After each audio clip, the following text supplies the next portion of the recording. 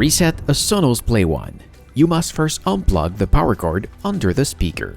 You can also unplug it directly from the wall if that's easier. Then, on top of the speaker, you will find the Play Pause button. Press and hold this button while reconnecting the power cord. The light just below the button will be blinking white. Do not release the button until the lights start to blink from white to orange.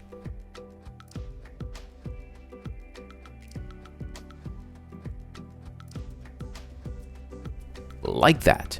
You can now release the button.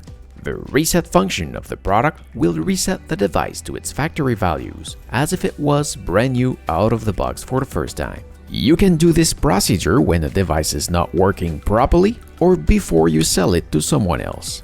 We ensure by doing this that all accounts are disconnected from the device and that a future user will not be able to use your account connected to Sonos.